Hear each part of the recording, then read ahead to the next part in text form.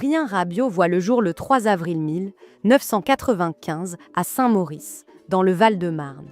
Très tôt, le ballon devient son meilleur ami.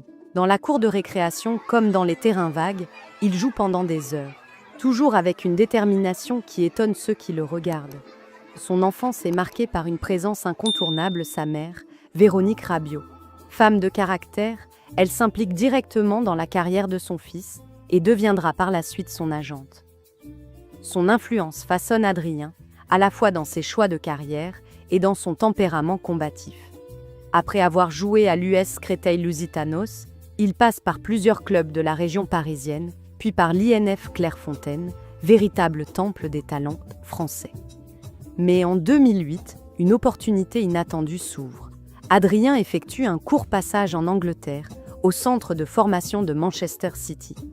En 2010, il intègre enfin le centre du Paris Saint-Germain. Là, il commence à se forger une identité de milieu de terrain moderne, élégant balle au pied, doté d'une vision du jeu rare pour son âge et capable de se projeter vers l'avant comme de récupérer les ballons. Adrien Rabiot fait ses débuts avec l'équipe première du PSG en 2012 sous la direction de Carlo Ancelotti. Mais à cet âge-là, il manque encore d'expérience et de temps de jeu. Pour s'aguerrir, il est prêté en janvier 2013 au Toulouse Football Club. C'est dans la ville rose qu'il découvre vraiment la Ligue 1. À seulement 17 ans, il enchaîne les matchs face aux adultes dans un club où la pression est moindre mais où chaque minute compte pour sa progression. En 2019, il décide de quitter le PSG et de s'engager avec la Juventus de Turin où il trouve une nouvelle dynamique et devient un milieu de terrain respecté en Serie A. L'une des périodes les plus médiatisées de la carrière de Rabiot est marquée par une polémique avec l'Olympique de Marseille et l'implication de sa mère, Véronique Rabiot.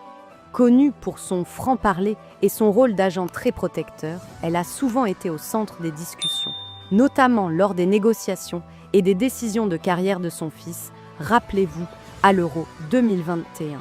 Après l'élimination de la France face à la Suisse, les tensions éclatent en tribune. Véronique s'en prend aux proches de Kylian Mbappé et à ceux de Paul Pogba, leur reprochant certains comportements et choix de jeu. Cet épisode accentue encore l'image contrastée du milieu français. Certains le voient comme un talent gâché, plombé par son entourage. D'autres estiment au contraire que cette pression familiale est ce qui a forgé son caractère de battant, lui permettant de traverser les tempêtes. Aujourd'hui, après avoir porté les couleurs de l'Olympique de Marseille, Adrien a franchi une nouvelle étape en rejoignant l'AC Milan. Ce transfert